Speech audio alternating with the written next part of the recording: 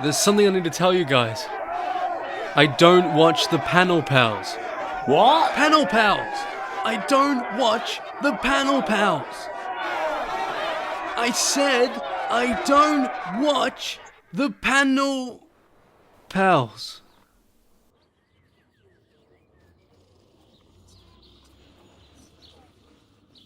I'm getting a bad feeling here.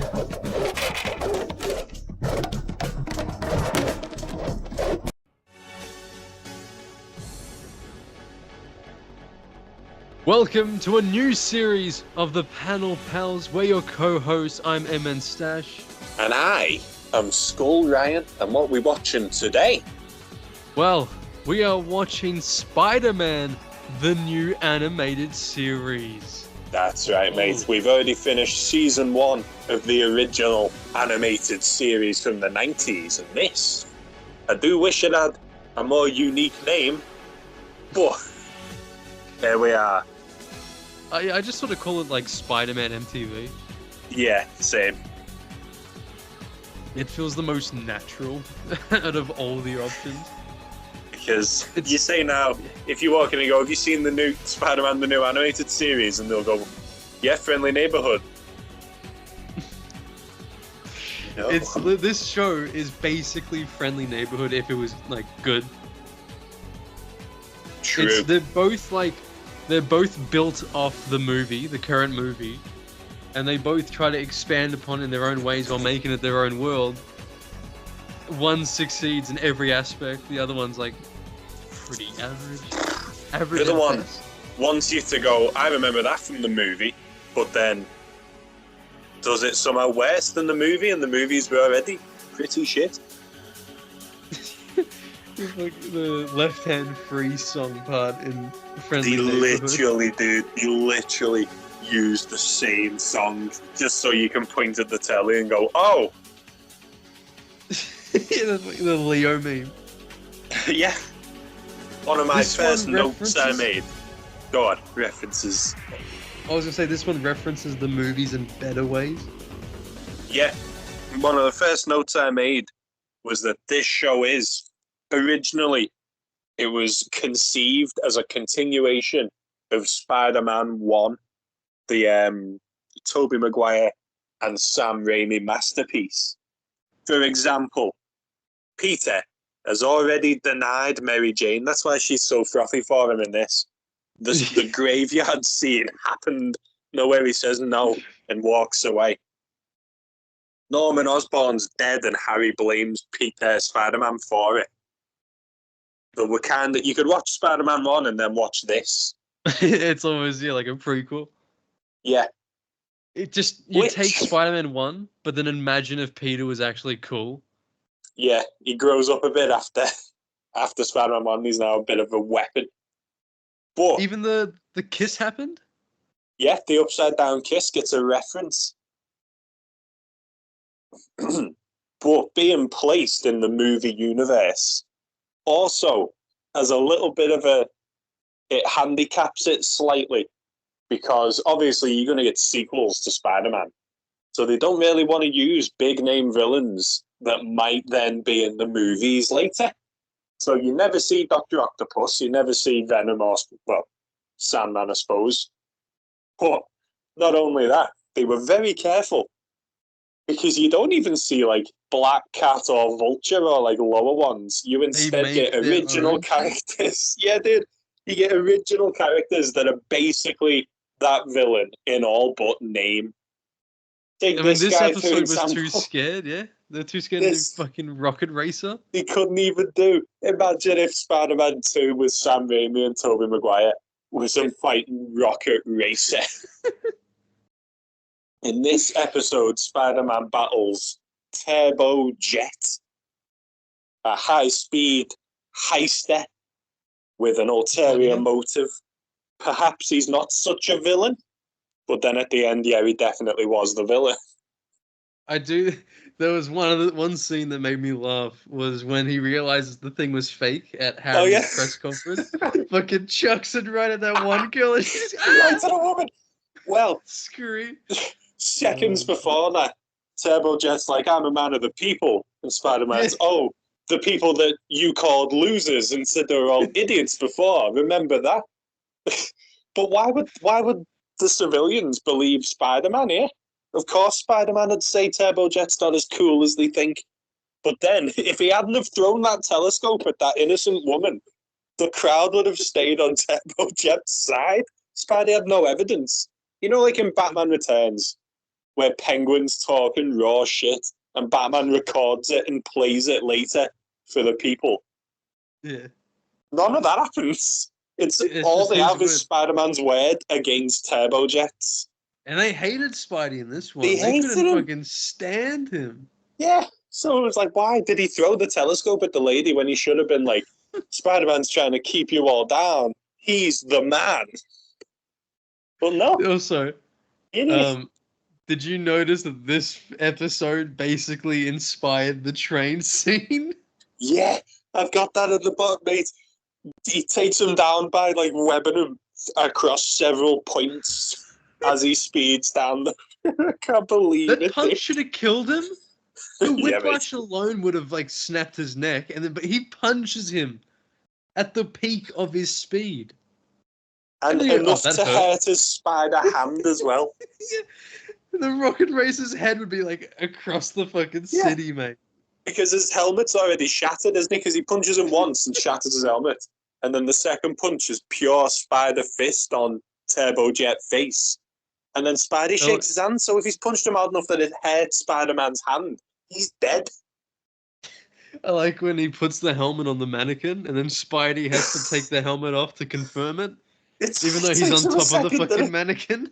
Yeah. Christ, mate. You can't do Rocket Racer and leave out Big Wheel. He's his mortal nemesis. What would this one be? Would this be like... Big Tire. Big Tire. Did you notice, though, in Peter's apartment, that he had the portraits of his family? I couldn't tell. Who was that, like, old guy next to May? Like, May looked pretty old there, too, but I couldn't tell who that old guy was. I remember seeing he's got framed photos of Ben, May, Richard, and Mary. Ben? I don't know who Ben is anymore. Who is Ben? They keep omitting him from everything. I don't know who Ben is. It's just, what's this old guy? Why is May old? Isn't she meant to be, like... weird. Where's Marissa Tomei? Yeah. Uncle Who? Wow. Yeah, he's just Spidey because he's a good guy. There was no big mistake that drove him to be the man he is. He's just Spider-Man.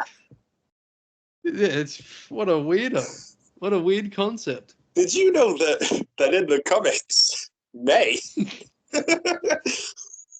is actually we're in trouble. We've been reading trouble. We have indeed. Because if you're going to read every Spider-Man, you've got to read every Spider-Man. Oh, God. Oh, my life. Is that canon to this? To this franchise, mate? Oh, mate. Mark Millar should be put on a list. He needs to be. Oh, mate. He must be stopped, certainly. I wrote down as like my general like consensus of this show was the Sam Raimi Spider-Man films. If the main three was actually written properly, that's what I just wrote down. MJ acts like MJ. Yeah. Peter acts like Peter. Well, Peter dude. gets pissed. Oh yeah. Yeah. Dude, he stands up for himself immediately. The janitor has to brush past where Peter's standing, and Peter's like, I just think it's a bit funny that you have to brush exactly where I'm stood, right when I'm stood there. He, like, stands up for himself. I was like, no way. You'd never get this in modern Marvel, dude. Not even Toby's Peter would say anything. He'd take it like a bitch. Start crying, dude. Or, like, when Spidey's telling off Turbojet and he's like, give me the book. I will not ask twice. You're like, oh, Spidey means business, dude.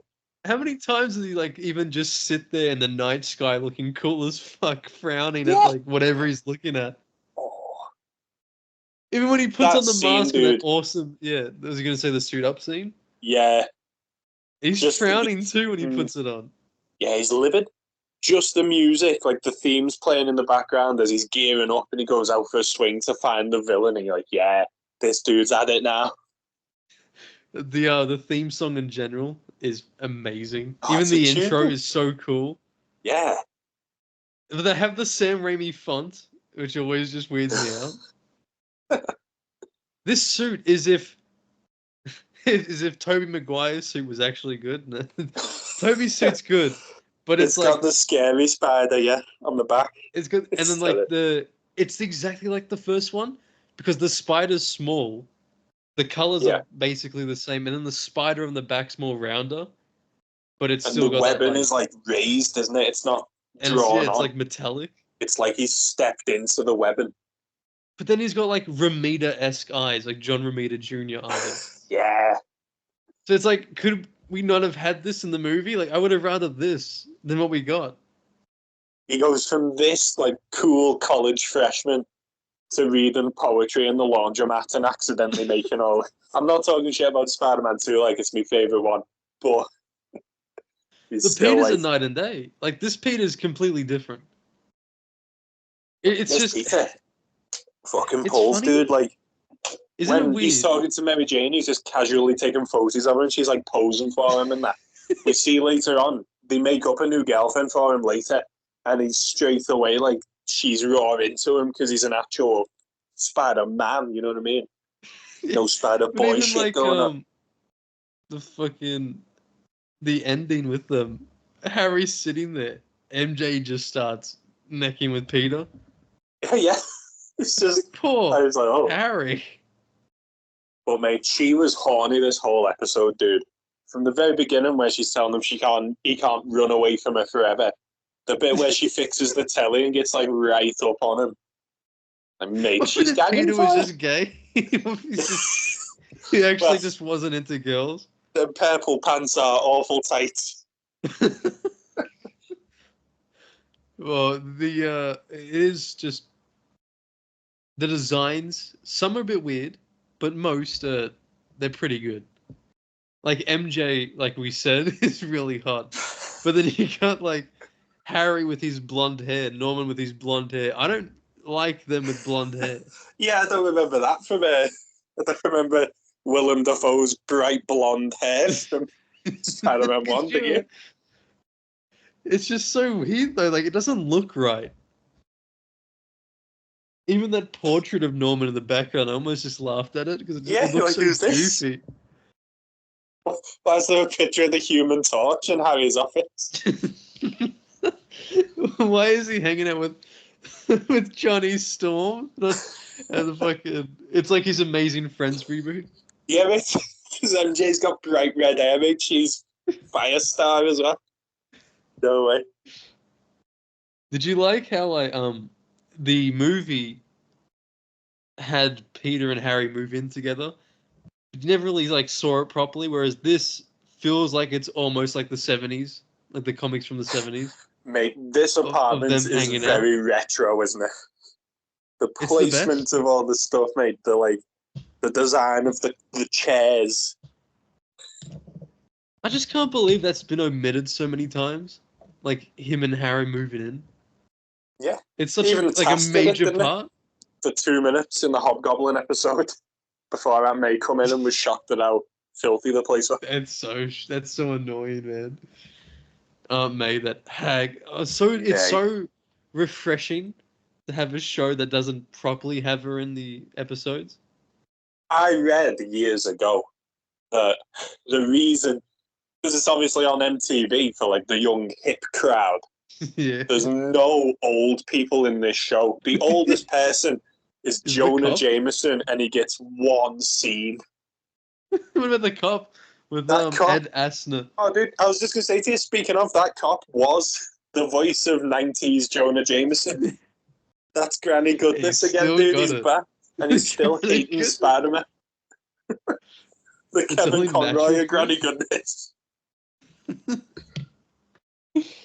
It's like, I know that this show was, like, being on MTV, it is centered towards, as you said, the cool crowd. Oh, yeah, the hip But it's such that But like MTV cancelled this show after a season.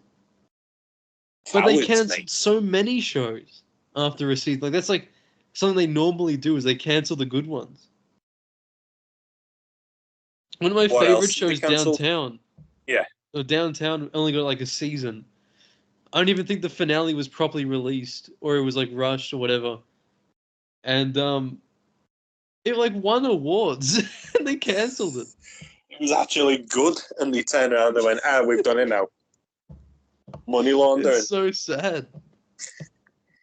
I would have loved the season 2. I mean, we'll get to it whenever we do, but like this ends with him fucking quitting.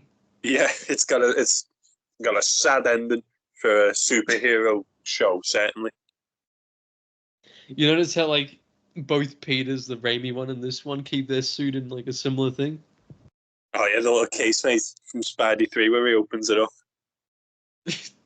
I love when Marco does it. The green shirt. Yeah, Camera stays. That's the sound, man. Imagine his wife seen that shit. Like, do you ever change shirts? Is it just always gonna be the green one? Treated it like it's his costume, dude. Even when he like can change into whatever he wants, he still picks the green fucking shirt. We've got Do you then Neil Patrick Harris as Spider-Man. I What did actually you think? He's infinitely better here than he was in the game.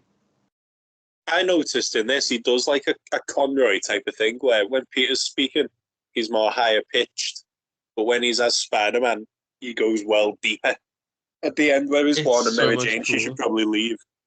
He's like He he's puts on a disguising his voice for it.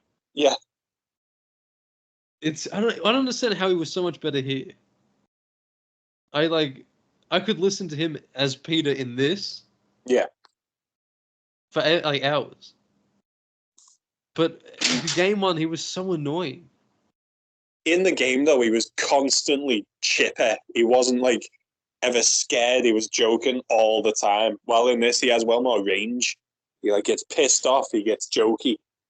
Well, he's definitely better than Drake Bell. Yeah. Honestly, I don't know if this is like a hot take, but he would be, if this performance wise, like that's my top 3. Like for Of all, Spidey actors. ooh, Like for yeah, he's pretty voices, good. I can't put him over Christopher Daniel Barnes or Josh Keaton. No way. No, but no one's But overcoming them, dude. I think he's better than Reno Romano, but maybe just because I like Ooh. Reno a lot. Yeah. What do you think? What do you think of his Spidey and Peter? I prefer him over the Amazing Friends guy who's 2099 and Shattered Dimensions. But I would just basically your ranking, but Reno just slightly above. I think it's because Reno didn't get like a proper show, I guess. Like he got unlimited, but he didn't get a chance to properly show his range. A more traditional Spider-Man show with Reno would have been boss. As you can see in the PS1 games and Enter Electro, it's like he's quality in them. Because he never got a chance to like shine as Peter in that. It was just constantly Spidey. True. So like in Web of Shadows, where he never takes off. Got a week of we see Peter as well. We're playing as him the entire time. Never ever. We know he's not showered. He's not even been home since from Venom attacking Mary Jane in the street up until fighting him on the helicarrier. We're with him 24/7. There's not even any I should probably go home and check on. He must be like friends with Reed, and Reed must have made him like unstable molecule suit because his costume doesn't even get ripped. It's sealed. That means that like all the stench must be just building up.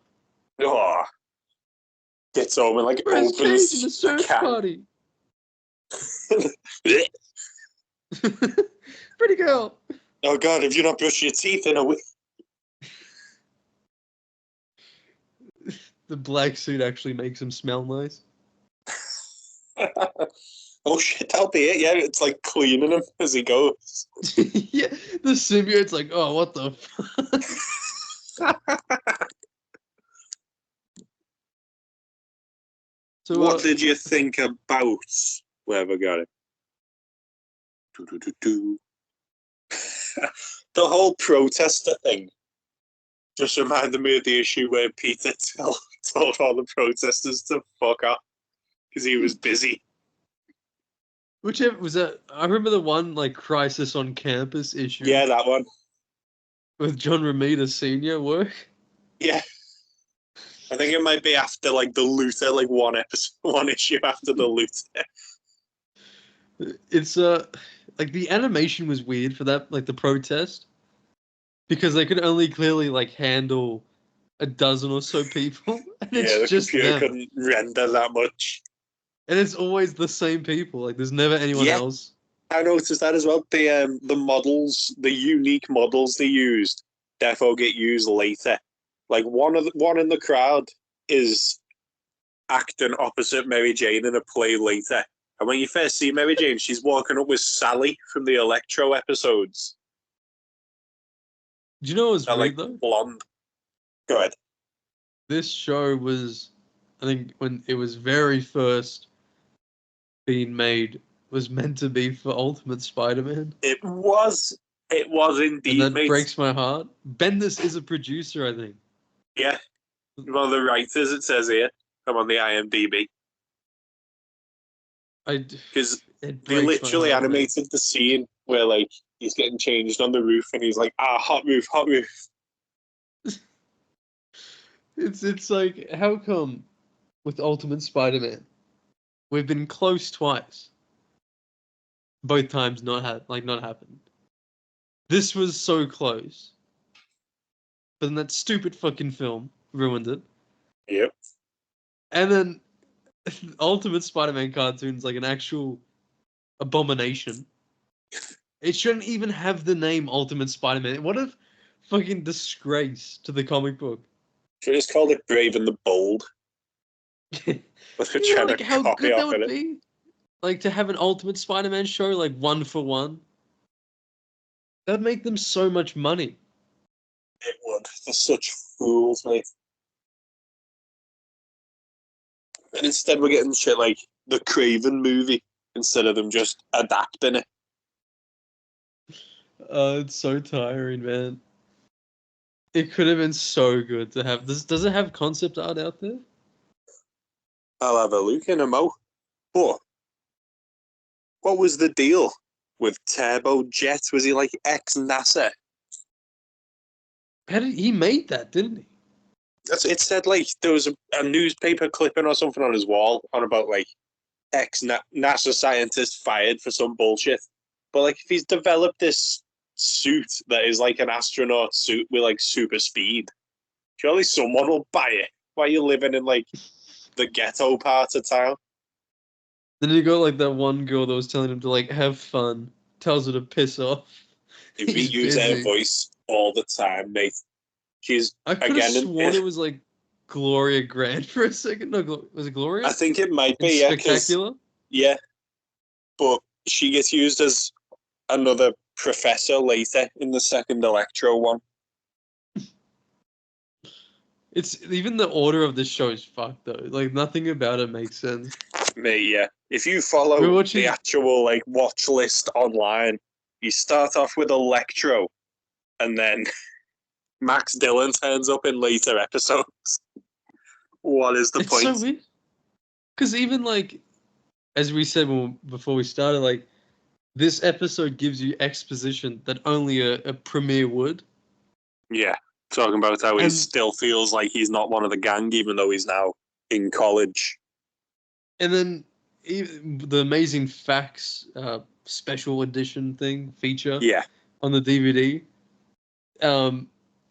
says like, oh, this was originally meant to be the pilot, but it's not. I'm like, okay, then what is?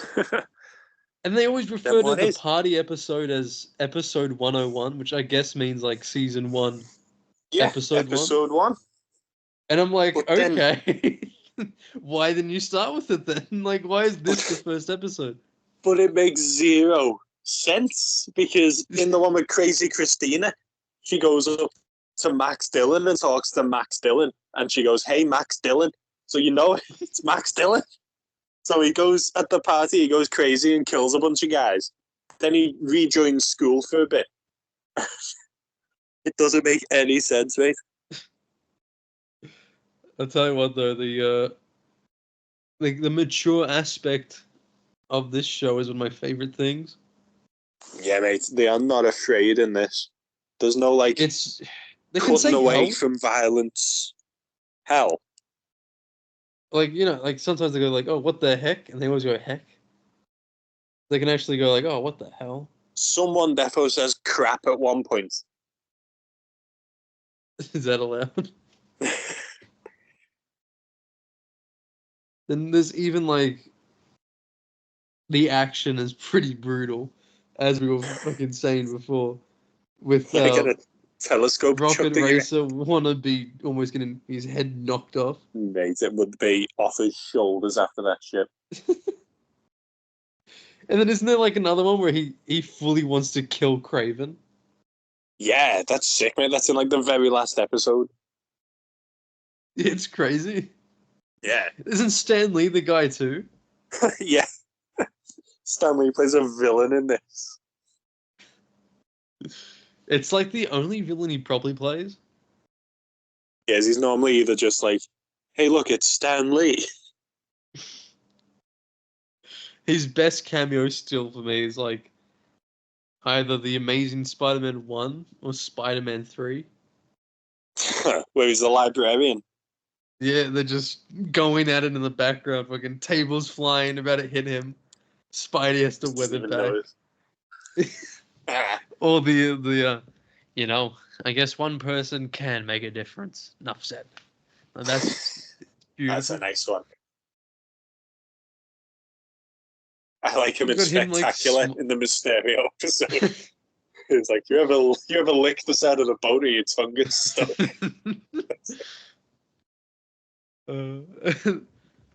He's got him smiling in Captain Marvel as he just watches the franchise he loves just slowly burn. Yeah, it's thanks, Stan. Now we get to watch Captain Marvel. What did you think of the way that the animation changes based on action or just talking scenes? Like normal scenes, I'm pretty sure are motion capture, and then the action's all animation.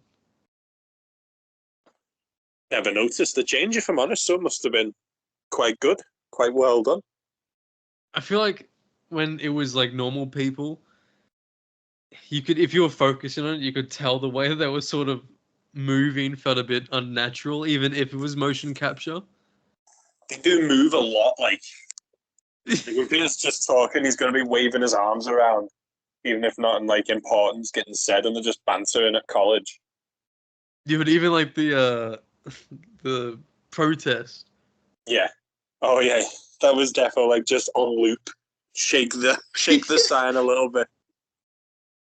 It was pretty fucking basic in a lot of ways.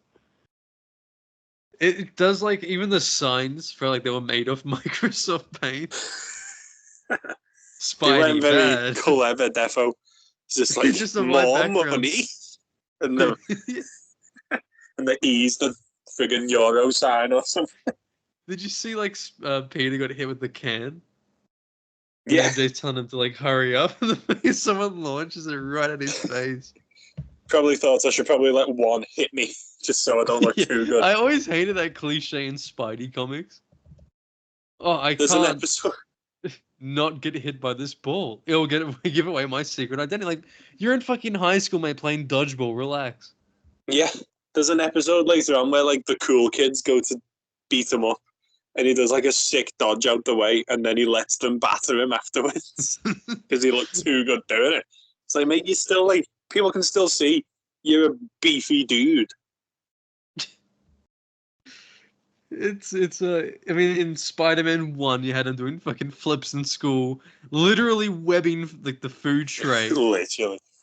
There is no punching secret ID. Flash across the school. Did you Jesus, Parker, you are a freak. Punch him he next. says after Flash was trying to literally knock him out. Should have just took your beating, little weirdo. No. I like in this episode, like the way that Peter and MJ would clash over their politics. I remember thinking, what the hell is Mary Jane doing rooting for the villain? The dude nearly electrocuted a guard for nothing, nearly killed him. And Mary Jane's like, oh, but it's just like if a policeman ran someone over in a car chase. What? Because he even says here as well, the head protester, or at least her character model, is at the museum when Turbo Jet steals the gem. I doubt it's meant to be like, oh, look at that quirky little reference. She's in two places in one episode. We can reuse this no-name model. We'll see during the party, like the background characters during Electro's rampage. We'll see if we recognize any of them. Did you? Oh, definitely recognize the one that sounds like Clancy fucking Brown. Oh yeah, mate. At the start of the episode where he's like telling Spidey to piss off. I'm like, is that Clancy Brown playing a teenager? Like, what the? Yeah. Well, the criminal is episode, I'm pretty sure he voices the guy that hands B-Tech Rocket Racer the fucking briefcase. Oh yeah, the fence. Did you like the when Spidey was imitating Batman? I did. Thought it was hilarious, mate. I'm Spider-Man. I love how... Thinking back, sorry. Mary Jane, little two-faced bitch, mate. Because she's rooting for the dude Spider-Man's fighting. And then the second Spider-Man wins, she's like, you know, Spider-Man, I've been thinking about you a lot. Like, hang on, you've just told this secret identity that you think Rocket Racer's in the right. What's that about? And of course, dude, of all the crowd, of all the people, Rocket Racer doesn't kidnap Harry or an Oscorp executive. He just so happens to kidnap Mary Jane as a hostage. You're kidding, she's the only hot one there. She cannot escape it, mate. I mean, he immediately grinned when he saw Mary Jane there, and he didn't hesitate. He was like, he wanted my that. Brother. Respect. Go on, Spidey would have watched. You know that you reminded me before, mate. That like the semi-good ending of Web of Shadows, where Peter's just like getting her answering machine, mate. He just there, Paul on the other end. Nah. Paul going like, hey MJ, I think we can try my vegan meals. Fucking Peter goes like, no, Mary Jane. We're at Coney Island with the kids. What's her name? Roby and forget. She had like 4 names, the girl, didn't she? They kept forgetting. But even like in Web of Shadows, how fucking unnaturally big his hands were. The most lanky guy with the biggest hands. They were fucking massive, mate. On Web of Shadows, you had Luke Cage and the answering machine at the end. No. That's the thing. Like he could have. Like that's why when I was a kid, I'd always pick the Black Cat ending. Yeah. It's the mostly because I was like, it was like a part of my awakening, but I was still like, oh my god, Black Cat. But I was still like, MJ's a bitch in this. She does spend the game moaning. Peter saves him at the start, and then Mary Jane's like, you've still got that thing, don't you? Ew. It's funny though, because she complains. But then she'll complain throughout the whole game. There's still a canon ending where you use the suit and win and get rid of it. Which makes her look like a complete bitch for it. Yeah, mate, the suit itself doesn't do anything malicious. If you can press the happy option every time. The symbiote itself on Peter doesn't do anything. It doesn't control It should have him. been more like if you actively pick bad options, MJ gets more pissed. Yeah. But It instead, was, they just thought they couldn't be asked writing it proper. That's one of them games, though, where like it says there's a good and bad option, but you can choose every good option and then go bad at the very end, and it'll give you the bad ending. It's not like a morality system. It's literally just choose what ending you want. There's about like 2 moments that properly matter, and that is if you save Felicia. Yeah. Although I know that it does pick the ending for you depending on how many red or blue, black options you had. The Felicia one, or And then, like at the end part, the big like end, yeah, the kill Brock one. I think it was like the well, you pick to destroy the symbiote thing. If you pick to destroy it, I think it picks it for you. Oh, It's but the fucking PS2 one's forever better. How you can just you can like save a cat in a tree, and then like pick not to give the cat back. Eat the cats. You can save a woman's purse, not give the purse back. It's so much fun. It's the only good thing about it. On Spider-Man 2, where like someone's even the balloon kid, I'll swing around with that balloon. That's mine now, pal. I love how like they go in Ultimate Spider-Man. Here, that kid with the balloon, eat him. Yeah, mate. So remember this kid? Go on, get some revenge. We know you've been waiting for this one. As a question for you, so you know all these, I'd hesitate to say original villains because, as we say, they are copy paste and file off the serial numbers. Of all the villains that aren't in the comics from this show, who do you like most? Who would you want to see brought over? The chick with the sword wasn't that bad. I felt like. Shikata. Is it Shikata? I think it was. She felt the most. Shikata. She felt the most original out of all of them. She felt like Elektra from the Daredevil movie to me, like where she's like meditating on the rooftop with the sword and the sunlight. But like, it's so far from a Spidey character. It's a Doctor Because the other ones were villain, shit. Yeah. There was the one he was like Ra's al Ghul, but he held the bank hostage. I think he was like a gang. He was boring as fuck. In this. It was in the show. I can't remember what episode or what their name was. I remember there's Dr. Zellner who uses his like magic medicine to make idiots smart and rob banks with it. The people that are basically like those 2 twins from the Nightwing books. I showed you one time. Yeah, it was like they look exactly like them.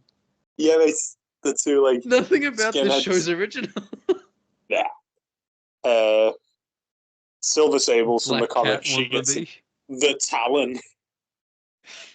This time DC stole off Marvel. Oh. The Volturians basically make an appearance, but they're called Pterodactyls. Instead of being based on vulture, they're based off dinosaurs. Then they have the lizard though. It's just weird how they go like, let's have the real lizard and Electro and Kraven and Silver Sable. And then everyone else will just make up as we go.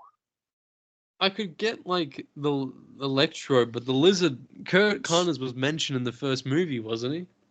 Yeah, Dr. Connors fired me because I was late again. Again? What are you doing? And then the second film is like they first met. Yeah. Second film, he's in his class, and then if this was canon, it'd be like, oh, didn't I kill you? Because he dies in this. They friggin' kill the lizard. I can't wait to get to the lizard episode though, because it looks really cool. I haven't seen it in ages. But the way I love the way that this show looks at the night, like in nighttime, is fucking sick. There's a fantastic scene in the lizard one where Peter's getting like interrogated by the police, and the siren starts going off because the lizard's in the building. And then, like, it goes all dark, but then there's a red flashing light. And every time the light flashes, you can see Peter changing into Spider-Man. Like, it'll flash and he's got his top off and it's the costume. It'll flash again, he's putting his glove on. Flash again, he's got his mask on, and then he's gone. The show is like so creative. Comic. Yeah. The changes it feels like if you compare day scenes to night scenes, it feels like a completely different show. The night scenes are gorgeous, though, mate. Whenever it's bright dark, colours, I it's think. cool. Yeah, there's always a nice contrast because they nailed like the shadowing on Spidey. His eyes look awesome in the nighttime. Yeah. And he always looks pissed. Yeah. I know I keep talking about other episodes, but again, in the party, he's beat Electro and he like swings away and he has to like run away from the police. And like just watching his movement in the shadows is sick. And then like he takes off his mask and he looks devastated. And you're like, that is very well done. Intro? Yeah. But even just like his movement in general is very Spider-Man in this. Like he'll do a load of flips just for fun. And he's fast. Man, he was keeping up with bloody Rocket Racer the second. Yeah. Yeah. When he was watching him with his fence, Spidey jumps like across the alleyway. He's on the rooftop, so he jumps from one roof to the other. And there's like a blare of red behind him. He's that fast. Yeah. Like there's no Spidey. Mate, in the Silver Sable one, they manufacture an emergency for him to go and solve, so they can like scan him. And he running keeps up with a speeding bus, and he's literally just running alongside it like he's jogging. He's got power in this, dude. It's crazy how we've fallen so far that him being fast is like making us giddy. Yeah. We're like, whoa, Spidey's actually cool in this. Wow, he's not a cuck. That's so cool. He does the cooking in this, dude. Mary Jane's gagging for him, and he's like, I like this Indian chick. It's fucking whiplash for me, man. You know, it's a complete 180. We have fallen so far from the bloody tree. Where is this one in Spider-Verse? You're telling me they didn't... Too busy shagging, mate? What? It doesn't have give up. time. Mate, he's give up being Spidey and he's like some super scientist now. He's in the money. He's just... Mate. I can't wait. I wanted to watch the whole season today. I was trying to stop myself. Same, dude. I was like, after this episode, I was like, oh, especially because next, mate. Do you know who's next? Who's next? Is it I think I saw the thumbnail on the DVD. Dude. I'm an outlaw. The kingpin of crime. But somebody always does. He's played by the guy from the Daredevil movie. Michael Clark Duncan returns to fight Spider-Man now. Yes. It's fucking peak, mate. It is peak. Poor little Spider-Man can't get no respect. What a rube. So, like, is Daredevil canon? It must be, because Daredevil ends with Fisk still out there, isn't he? I know the police are on the way. Broken? Like, well, maybe it doesn't happen straight after Daredevil, like. But Daredevil, what's the end of the day? In between? Daredevil says to him, he goes, "You're not going to tell anyone because I'm blind, because then they'll know a blind man beat you, even though it means a blind man beat all of them." So they'll be like, well, obviously he's not just blind if he took down the Kingpin. But anyway, I think Daredevil ends with the police. You can hear the sirens. But you telling me Kingpin's not got good lawyers, mate? He'll get out of that. Then he gets a bit chunkier for this. He let himself go. Or maybe like he went to prison. One fry missing. He went to prison and he just like let it go a bit there. Wait, if he goes to prison, does the Punisher Max story, like, is that canon? Oh, that's it, dude. The crusty bums. No. Does Michael Clark Duncan Kingpin get bummed in prison? What's the movie where he's a prisoner? The Green Mile. Oh no, it's all linked. We'll edit It's in Seeds of the Green Mile. we could have like a fucking like the panel pals cut where it's like Daredevil, Green Mile, and then Spider-Man, the new animated Nice. series. Oh, it's looking sick. This show, if the Friendly Neighborhood Spider-Man recreates the left-hand fucking song scene one for one, why couldn't we have the I'm an Outlaw scene Dirty one for Talk. one in this? Lap dance it was called, sorry. But they say Dirty Talk throughout the whole. But yeah, Lap Dance by Ned needs to be blasted, mate. The first time we see him, could you imagine the build-up? Like, Spidey's trying to figure out, who funded the rocket racer, and then fucking...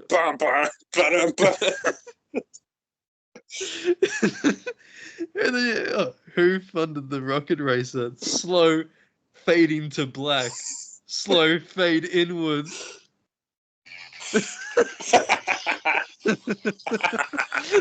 Oh my god. It's the Kingpin. It's him. That's what I was going to say to you the other day. When I was saying how, like, I thought Netflix created Wesley for Kingpin.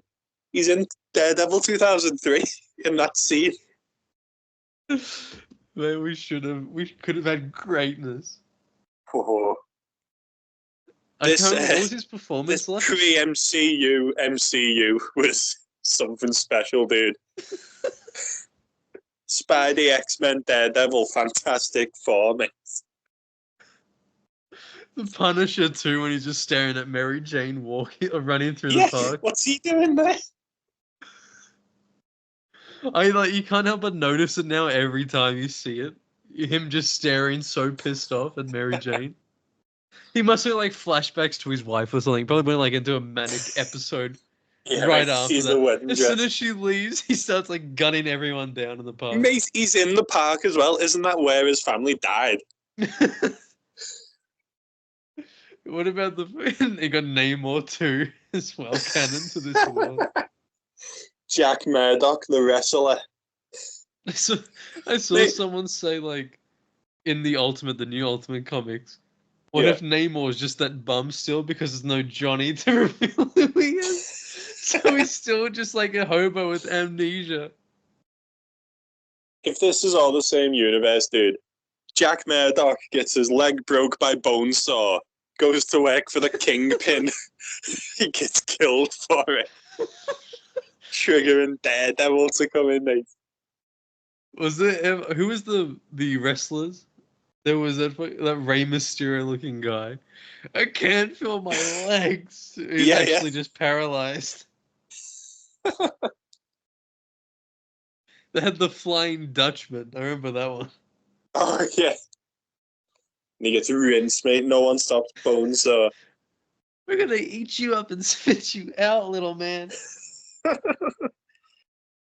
Crying for your mommy. Modern Peter would probably like that shit. He would be crying for crying for Paul. If he was in Arkham City, but now for Spidey, Paul ain't gonna recognize you when we're through with you. You work for Paul? I did. What's it to you? I hate Paul.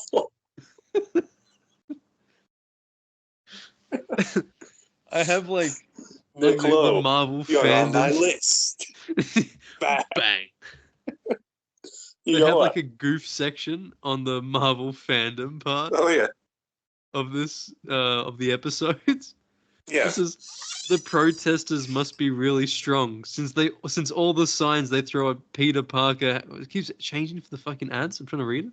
Oh, Harry Osborn and Mary Jane Watson fly completely off the screen and disappear. Even the ones thrown towards the middle of the screen. Could you imagine them just fucking launching that shit to like a whole different country? In the stratosphere. No wonder his sense was going on. Peter Parker grabs a thrown protest sign to shield them, but there's no sign in the shop before. Absolute unwatchable garbage, mate. No way. When Spider-Man starts using the webs to slow down Turbojet, You can see the character models for Sally Jones, Max Dillon, and Doug Reisman, despite them already appearing at the presentation. They're in the presentation as well. The presentation. Oh, Dylan was there, dude. It all makes sense. They just reuse them all the time. Did you know Doug Reisman, the cool kid on campus, is voiced by Jeff Fisher from American Dad? They said it's possible the man who was paying Turbojet could be working for the Kingpin. Oh, bam, bam, bam, bam. But it's so fucking cool. They have like a whole section for continuity. Like with Among the Raimi films, or no, for I think their own continuity. No, it Among the protesters, you can see Max Dillon and Doug Reisman, who would make a larger appearance in the party. Max is actually wearing different clothes, possibly to inexpensively create more extras. Doug is the guy who cheeky, overhears. dude. No, wait, Doug was the guy who gets pissed off at Harry at the protest. Yeah, but Doug himself is like the fucking rich Chad, isn't he? He's always got like the nice tracky top in that. He was saying he was the first guy that like heard Harry go, my father's company's doing the shit. At the protest where Harry Osborn spills the beans, you can see Moang, the drip den guy who would make a larger appearance in Head Over Heels. The only appearance of Turbojet. Really? Yeah. His voice is Reno. I love how this show got like old voice actors as well. Yeah, like the only appearance of Peter Parker's parents, aunt, and uncle is in this episode through that photograph. Yeah, I mean that's it. No old people. Kids don't want to see old people on the screen. She's faking a heart attack. I would be very interested in a continuation of this. What about a prequel called Spider-Man: The New Animated Series Trouble? Spider-Man: The New Animated Series. We need a 1-for-1 adaptation of that story. That is the type of edgy thing to do, dude. Oh no, dude. Absolute. Threw away the girl that actually likes him. From Long Island as well. She was loaded. He was loaded. She liked him. May was fucking poor. Cheated on him 43 times with fucking his own brother. Oh god. Now that's I've lost all respect for Uncle Ben. Yeah. Why were they trying to make him a loser for? Is this Ben's one more day?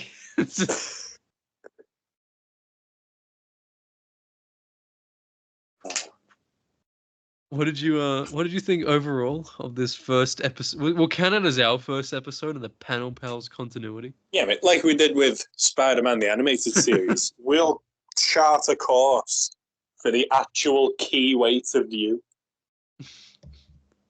We've got, I think overall, it's definitely the best episode we've seen so far of the new animated series. I'd put it currently number one. It has to be number one and last at the same time. I think it's very ballsy opening your new cartoon with Rocket Racer. I know we talk about speed running to Goblin and Venom and that, but of all characters, why Rocket Racer? We talked about Neil Patrick Harrison's voice, but what did you think of Harry and MJ's voice? I've actually got up. Let me see if I've not just... Yeah, I've got up here. Exactly who voiced them both. Mary Jane's voice suits her. It is quite a sexy voice. That was Lisa Loeb. You know, like Jeff Loeb or Commissioner Loeb. The Black Mask. Gases at the start of Arkham Origins.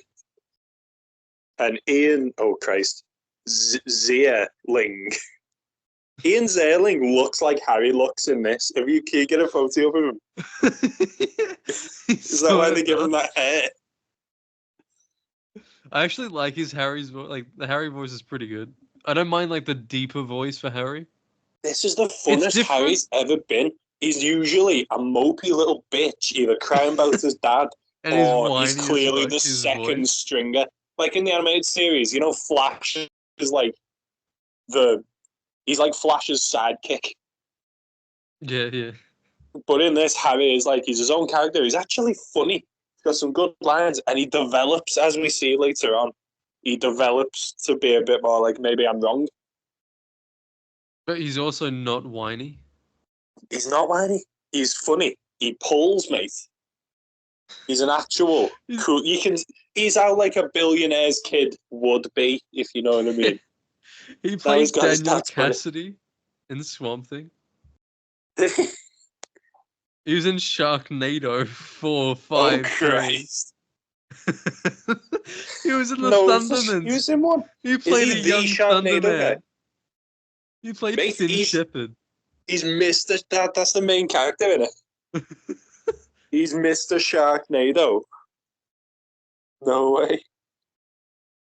He's done a shit ton. This was probably his best. Oh, defo.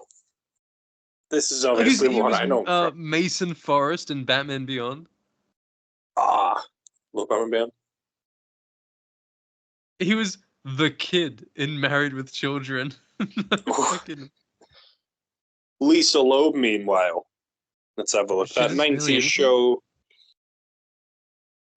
Nah, not in Star Making. Like, she was in a Family Guy. So there's one episode out of like the 900 that they've made of Family Guy. None can compare to Ed Asner, the goat of granny goodness. Neil Patrick Harris, of course, superstar, isn't he? Been in a shit ton of stuff. I'm not even going to bother reading through everything because I've not got all day. Up? I didn't realize he was Carl and Up.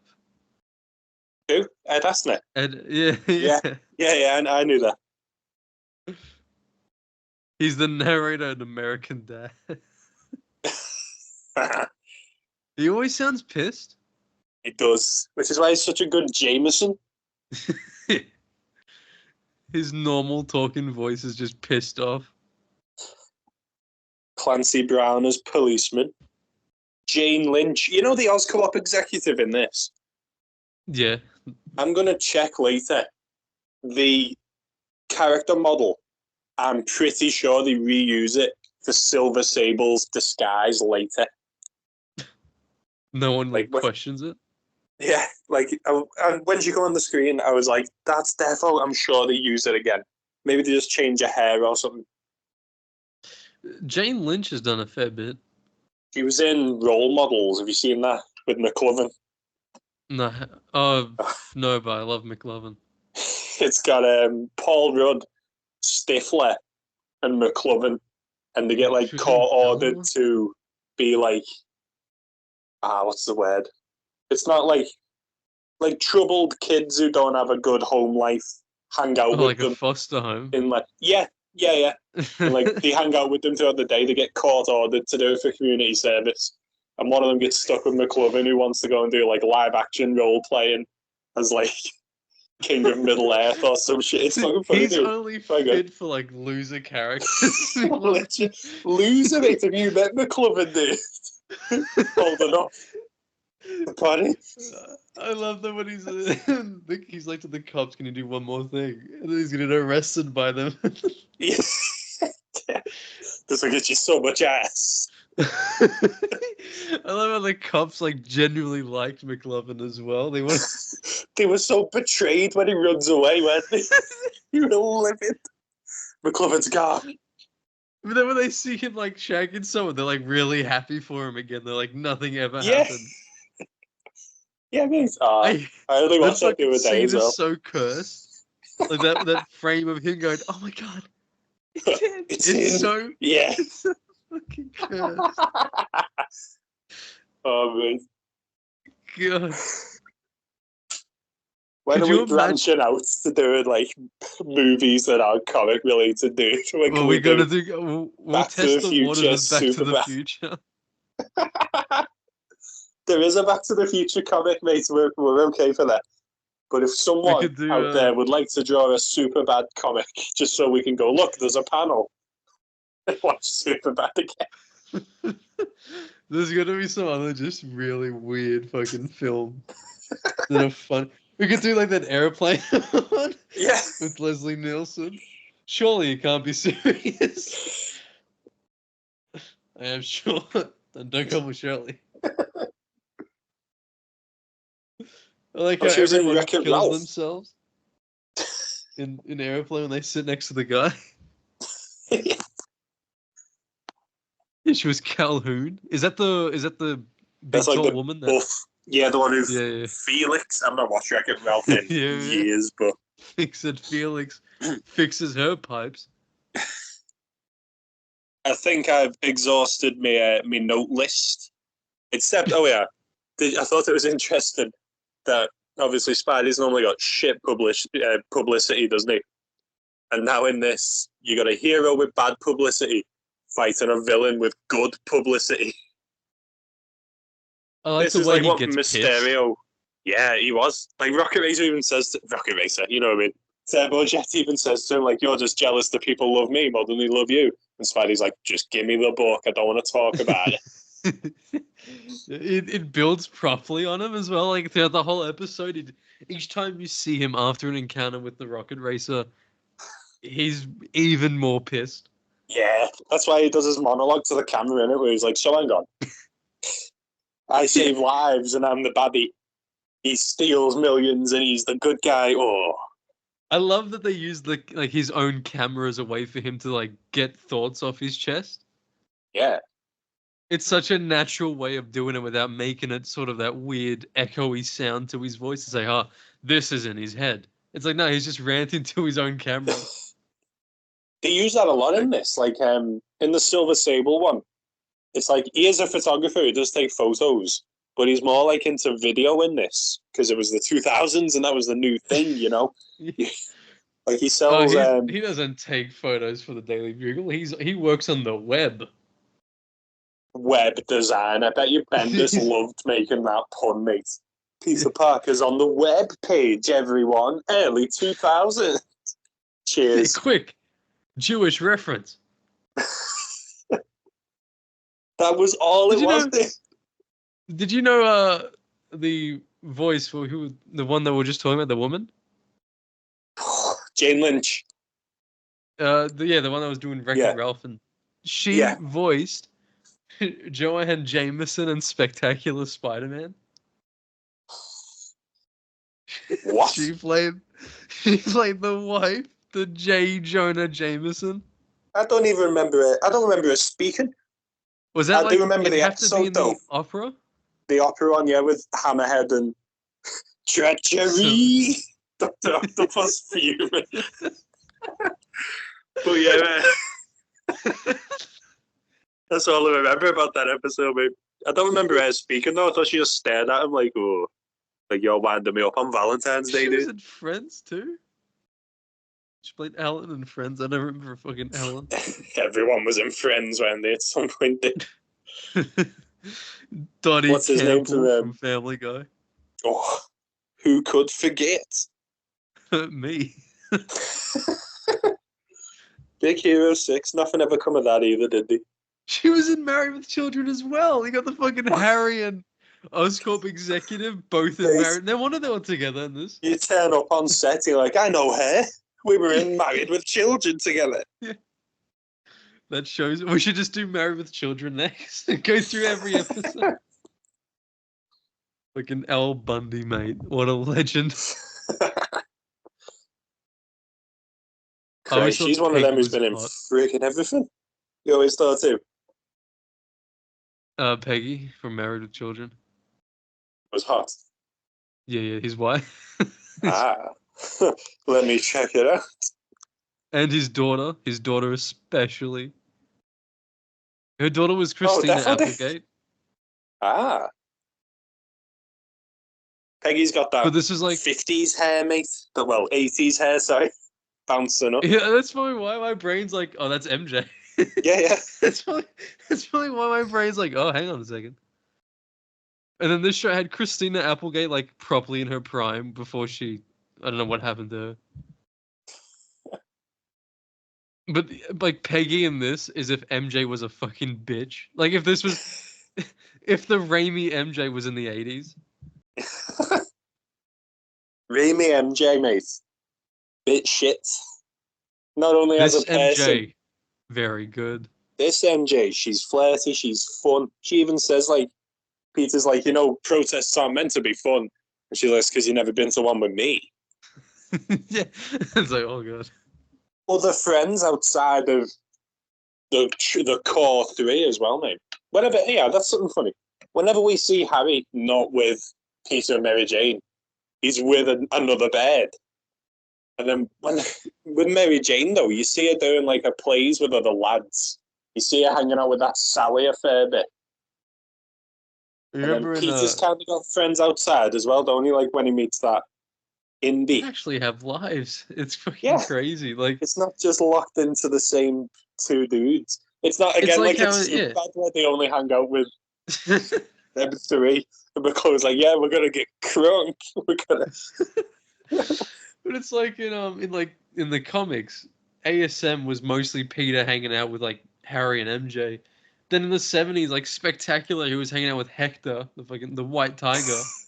Sissy Ironwood. Fucking Deborah Whitman. Mate. All the crew, like there was, what's her name, man? He meets a lady in the Iguana issue of Spectacular. And she immediately doesn't like him, but she slowly starts warming up to him, but I can't remember her name. There was loads. She was blonde, wasn't she?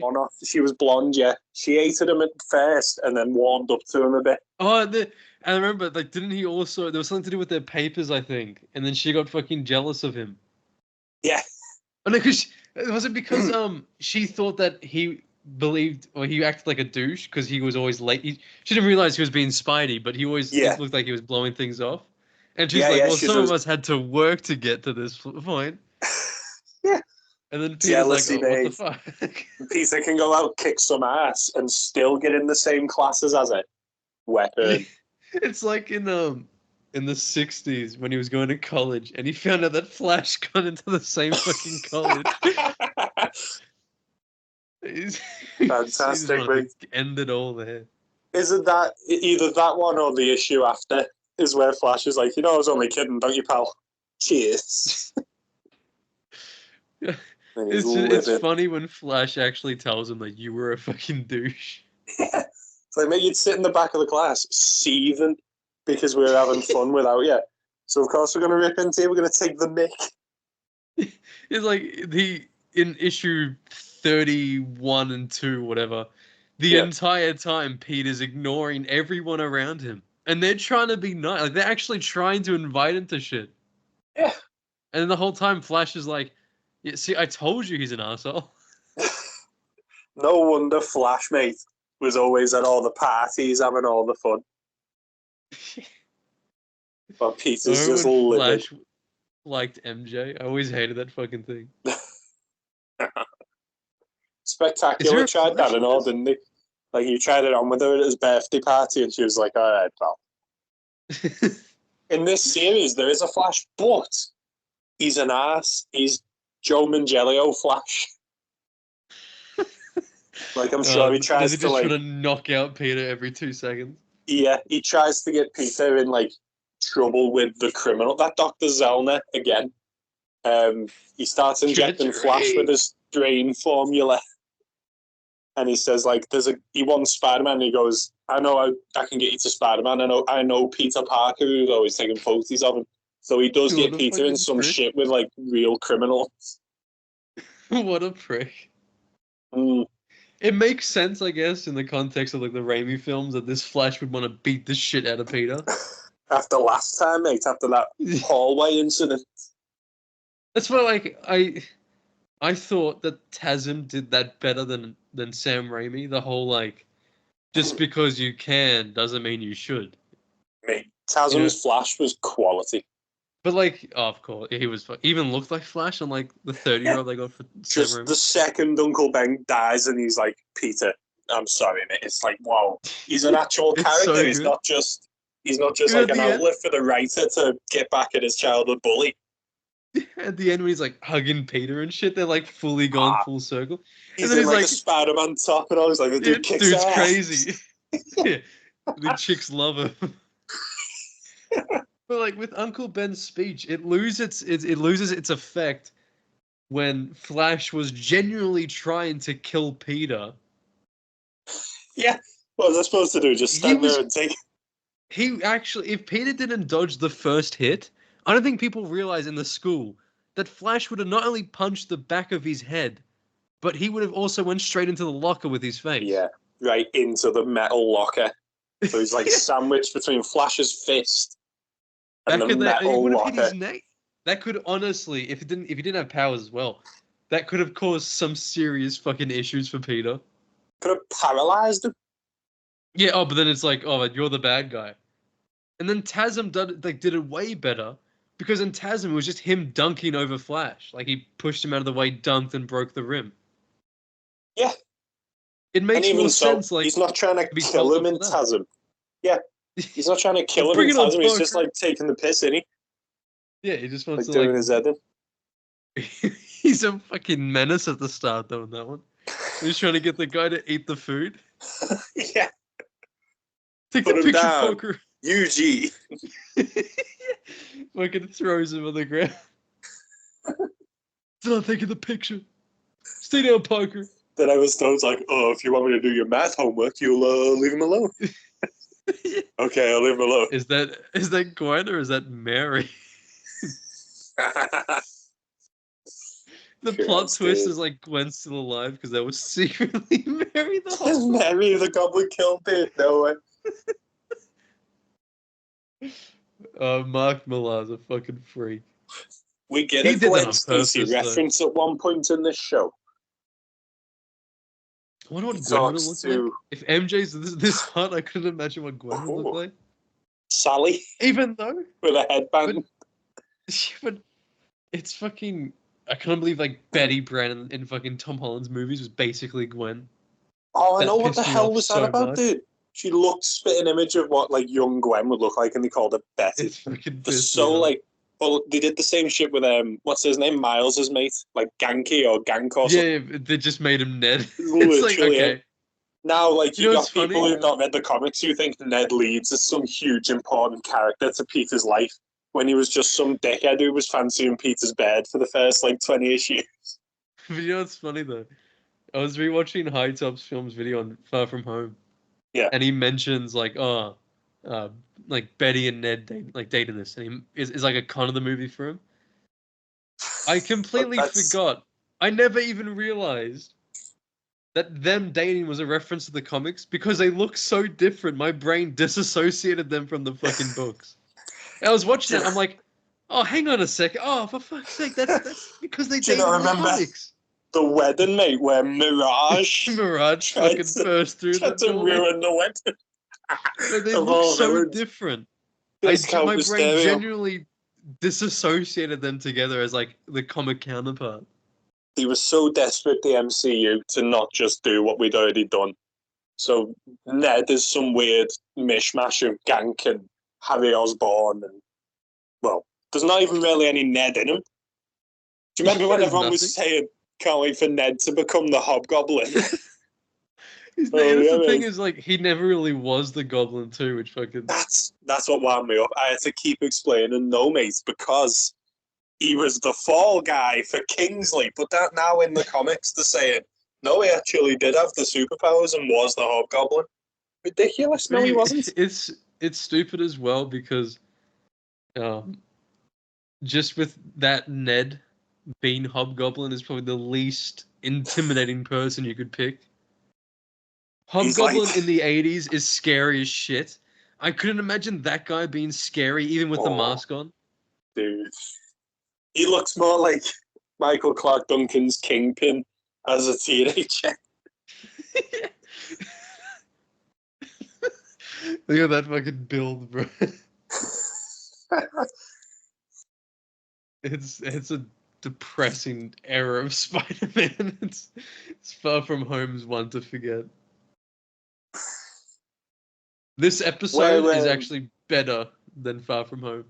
Absolutely. I'd rather watch this episode 3 times in a go on the run than watch any of Homecoming, certainly. But like I was saying though, like with the Gwen shit, I was like, if MJ's this hot, I wonder what their fucking is her name Bryce Dallas? Yeah, Bryce Dallas Howard. She's already like hot as it is. Yeah. So, like, I wonder what their version's gonna be. I can't believe he picked MJ over her in that film sometimes. She's just my lab partner, MJ. Then why have I never mentioned her? Because she's just me fucking lab partner. I've just told you. Because she's nothing to me. Why would I mention it? She literally says to MJ, he doesn't shut up about you. Like, he constantly just yaps. Again, dude, Raimi Mary Jane fucking sucks because she's jealous the whole of Spider-Man 3 that Peter's getting praised for saving lives while she just goes up on stage and reads. For like 10 years straight. Yeah. The only thing that she had right to be pissed off was when he kissed Gwen. Yeah. That was even so, also. It's clearly for the cameras. Oh yeah, mate.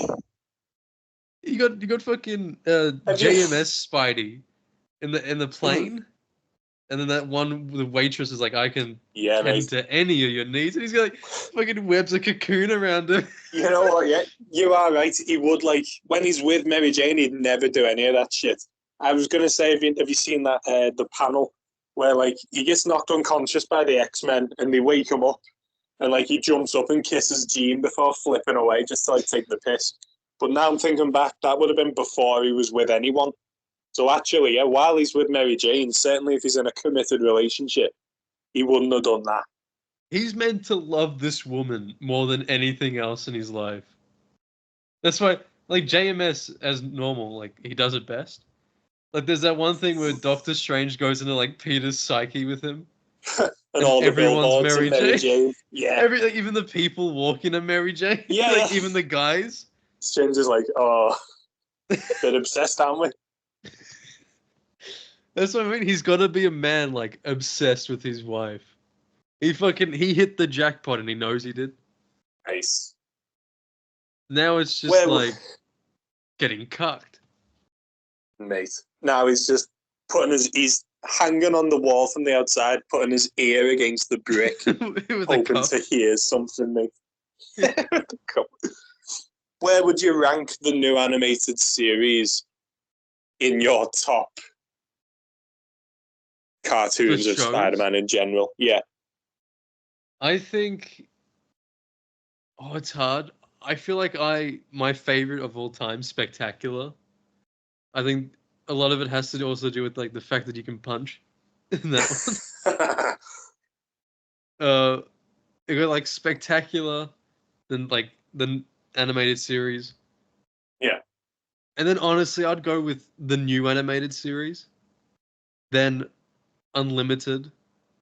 What else was there? Oh no, we got the 80s.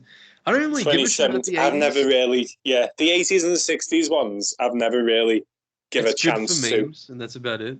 Yeah. Like Josh Keaton reading out the memes, and he's just like, oh yeah. This is me giving no fucks. And then like, I think Ultimate's better than 2017. I don't know where I'd put Friendly Neighborhood, because it's like, it's Unlimited too new, so we don't know how good Unlimited's it is, so different though. It's like, does it go above Unlimited, or does it? Oh, it's fucking weird. Well, what would your rankings be? It is hard because as much as I love the 90s one, I do think Spectacular is just better. The only problem with Spectacular is there's not enough of it. Yeah, I know. The fact they had so much plans as well. Yeah. Oh. So yeah, I'd probably go Spectacular, 90s animated series. And then I would honest to God put this because it's so unique facing with the rest of them. Like the rest of them are cartoons, but this one they tackle like it's more. I don't want to be one of them who's like, oh, it's so mature and adult. It's for the distinguished cartoon enjoyer like myself. But the fact they can deal with actual death and people die on screen, and it's more than just, oh, I'm in high school and I've got to get to class, but I've got to stop the shocker. He deals with more adult topics in this. So that The Electro one ascends is it. crazy. Mate, it traumatized when I was little, mate, watching a dude die from electrocution on screen, and I'm like, the thing what that the got me as a kid was the fucking him on the TV. yeah, but it's When he'd be backwards like, talking, mate. yeah, and then like the girl, and he was stalking the girl, and he fucking randomly pop up and try to call out her name. That fucking terrified me. Mate, he like whispers a name backwards, and it sounds terrifying. Like, whoa. I can't. When's the Electro shit? Oh my god, when's that? I think the first one's episode either 7 or 8, and then the one No. after's 11. So we'll fly through them, dude. Don't you worry. I need him. I'm gonna watch this over and over again. I might do, I might go and watch the rest of it, and then I'll just rewatch episodes as we come up to the weeks because we're we'd be talking so about. like, we don't even need to write notes at that point. Yeah, mate, because we'll be If you breathing. search up Spider-Man the new animated series on Google, you know what Yeah. the cast says? Go on. I'm gonna go in order. This is order. You don't go in the cast section, just scroll down a bit. It goes Steve Ditko, Neil Patrick Harrison, Christopher Daniel Barnes, and Stanley. What a crew. Yeah, oh, yeah. Stanley himself. Well, he is actually in it. Oh, there's Michael Clark Duncan as well. What's fucking Steve Ditko doing? It was Steve Ditko, one of the protesters in episode 1. Yeah, he was just protesting about Stanley. It had nothing to do with the actual. Stole my idea for Spider-Man. The only crook I see here is you, Stan. They just cut his mic before he named him. Look at that shit. Oh, my life. First there as well. There's no one else. It's just, yeah. It's just... Oh. See, even on Google, it's got a different order. Like, on Google, it has The Party first, then Royal Scam, then Law of the Jungle. But Law of the Jungle premiered before Royal Scam. Oh, yeah. No? Yeah. No, Royal Scam premiered first. Sorry. Royal Scam premiered before The Party and Law of the Jungle. But then here it says that it's... What the fuck is this ordering? Mate, Google itself has gone loopy with, like, artificial intelligence answers recently. But it doesn't help that the actual production notes of The this show's got series no fucking are so clue. scattershot, mate. We're absolutely, like, we're going to have to forge our own path through What these went wrong? episodes. Just miscommunication. I remember having the DVD when I was younger. I got it right here, actually. And there, yeah. Is the one with, like, the openable, like, the case is, like, not paper, but you know what I mean? Like, it folds out. It doesn't open like a DVD case. It, like, folds This one open. I got, because I got two. Yeah. The older one is just a standard one, but this one that's a bit more recent has the cardboard case around it that you have to slide out. That's the one, yeah, mate. And it's got, like, inside, it's got advertisements for Thor, Tales of Asgard, Iron Man, Rise of... What is it? Technovore. Technovoy. It's like dark in the room trying to read this tiny font. Doctor Strange, like the animated film or whatever. Yeah. It's got the 2 disc, and then it goes. Does it tell me the episodes? I've been shocking nice if it told me the episodes. Sick reference. It doesn't tell me the bloody episodes, but it's got sick, like, oh, it's got the making of Spider-Man. No way. Ooh. Outtake reel, and it's got the amazing spider effects are actually really fun. I love when they pop up, like, during the episode, just to read it. My DVD of the first movie had that, because it was, like, 2005 or something to be watching it. And it'll come saying, like, in the comics, the Green Goblin actually took Peter's first love, Gwen Stacy, to the bridge. And it ended in disaster. And I was always like, what the fuck's that mean? Disaster? No. Spidey saved her, right? Even the fucking... It's funny. Like, in the facts thing in this one. Yeah. It's got, like, a really low-quality image of Spidey that's been cut out next to like this blue box that has the fact there. But they, for It's some completely reason, distracting you. well, like Spidey's eyes are hollow, so you can see what's happening in the background through his white eyes. Like there's no white. It's The just remove hollow. background Like, feature keeps doing that to me with Spider-Man's eyes because they're pure white. it never registers it. Yeah. So like, did no one notice? Like, oh, we accidentally cut out his eyes. Did no This one game- check the product?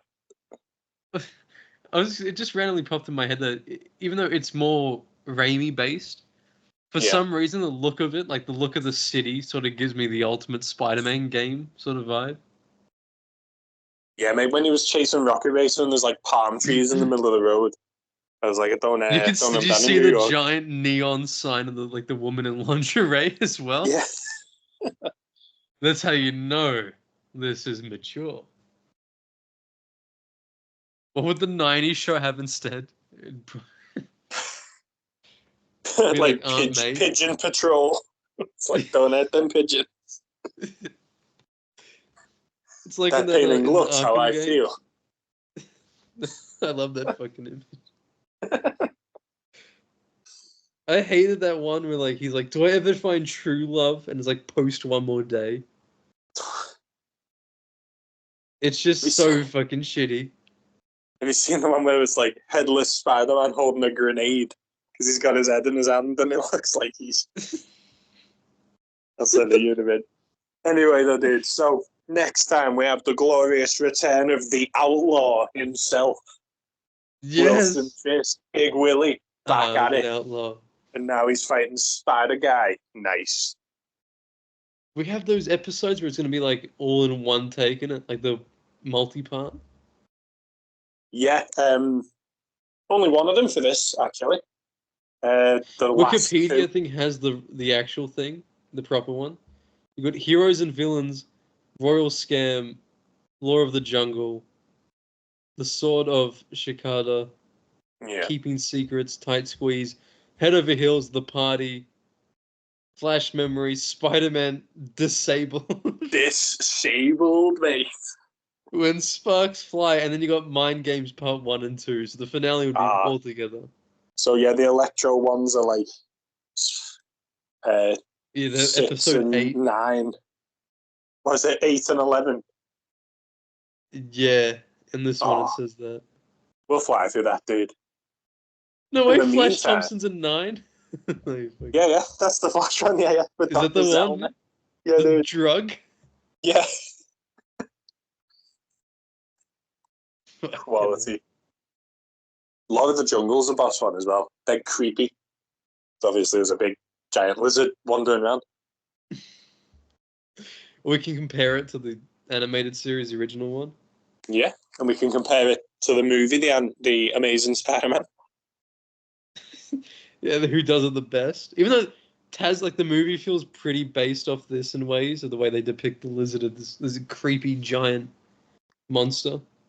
And how he's kind of like out for revenge in a way. Against like Oscorp? this, yeah. Well, we'll keep an eye out for that. I'm sure the hint that he's missing an arm because of a prototype pumpkin bomb. Does But we'll have to Lizard keep in an eye. this? I remember he scales a tall building. Is it Oscorp he scales?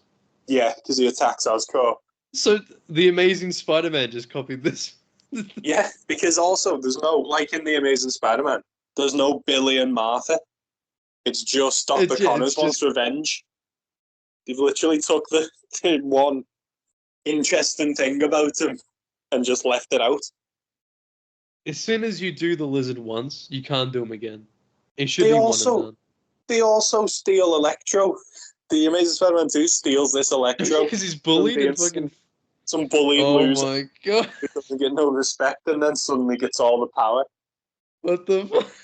But instead of Sally Johnson, it's Spider-Man he fancies in the movie. We've got some shit coming up. What would you like to do? Remember when we did TAS and we were like, we'd do an episode and then we'd do another topic and then we'd do the next episode, you know what I mean? I feel like I'm so invested into this show already. Should we just fly through these days? We could, but when does Daredevil come out? Oh shit, yeah, true. We can see like how quickly do we need to pump March. these out. I think it's the first week of March will be Daredevil. So if we do jump in Oh between, yeah, the we 4th. can have 3 running at once, I suppose, as well. If we did like one of the games Wait, and then Daredevil and then an episode. Who the fuck is Daniel Blade? That's who Michael Gandolfini's playing. Daniel, is he not the Rose? I'm holding in tears right now. We were so close. Not Is the Daniel schemer. Blade meant to be Butch, like the from the the new one? strange son? That's what I'm gonna people were type it saying in. like on Reddit or some shit. Maybe Kingpin's illegitimate son, Butch. It probably That's is. what it says. I guess. Yeah, I've typed in Daniel Blade Daredevil, and it's come up with a picture of Butch, but I don't know if that's just saying that's like Someone who said. we think he is. So it was an interesting Blade recast. I thought it was seemed perfect. Let's see if Marvel is cooking. There's only one Blade. There's only ever going to be one Blade.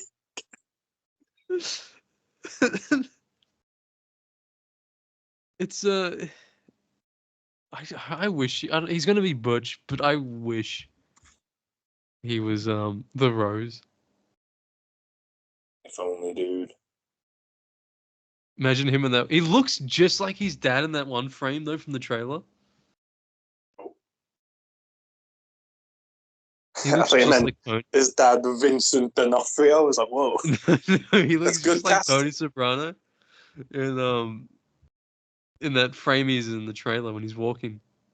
Nice. Like if Tony had hair.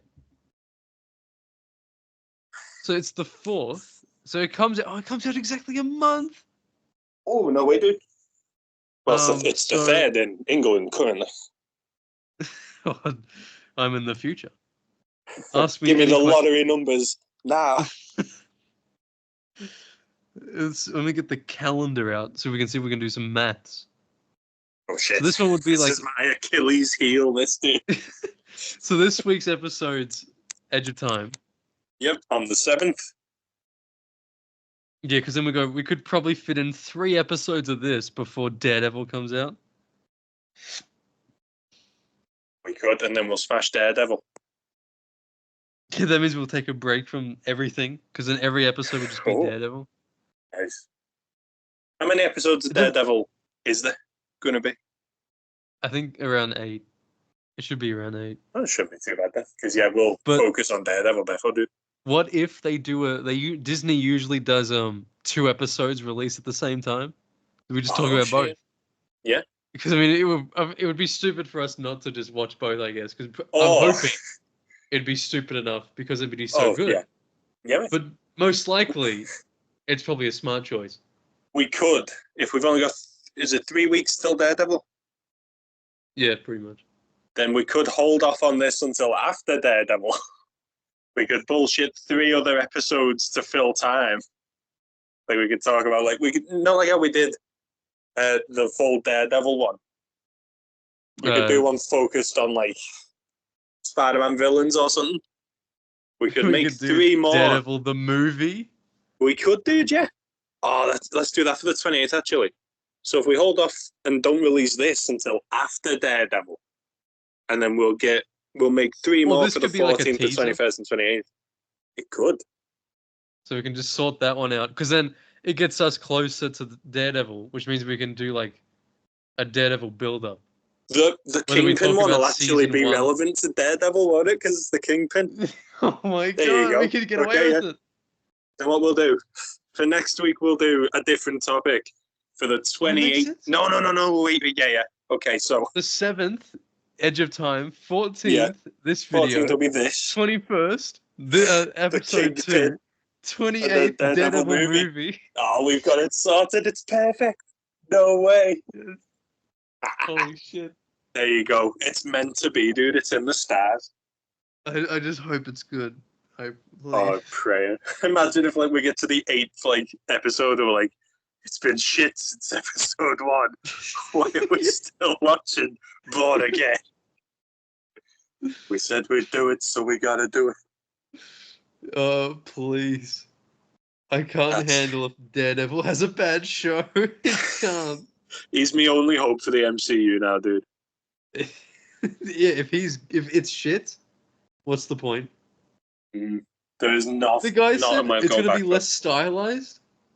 Why would he say that? Why would he say it's going to be more boring than the original? Yeah. You know, all the style and flair the original show had? Yeah, just forget about it. He keeps comparing it to the Penguin. I don't know if that's good or bad. His name's Ma Mur, because we thought Matt Murdock was too comic booky.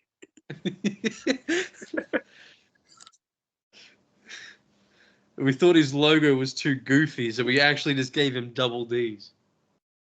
This has got huge tits. The logo was too comic booky. Did you see they released a logo for Daredevil Born Again? What's it look like? It's like standard double D with the circle around it. And I'm thinking, what's the fucking point if you're not going to give it to him? You tell me we're going to wait till the end of the season for him to wear that suit? Yes. Oh shit! They're going to the end of the season. He's like, now I finally become the Daredevil. And they're gonna repeat like the entire arc he went on in the first series, in the first it's okay, season. Melvin. Make the logo. No one will get hurt. Like, wasn't the first season all about like him accepting he's Daredevil? Yeah.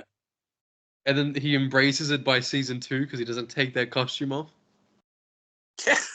Then we never see the costume again, mate. Oh, yeah. Bullseye steals funny it. though. He looks better in the costume than Charlie. Did you? I can't believe they're covering his jaw. He looks so good in that cowl. And you're telling me you're going to remove that from him? Poor fella. I'm so upset the fact they went with the Zdarsky costume, but then made it shit. Tell you what, though, we're going full Daredevil now for quite a few weeks. We're going like 2.5 months of nothing but Daredevil coming up. Kingpin next. Daredevil movie, and then Born Again. I'm going to savor watching the next episode. Yeah, mate. Any final words? I'm definitely going to rewatch it. My final words?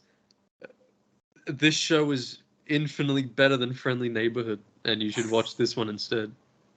Do you have anything you'd like to add? I think you've hit the nail on the head there, mate.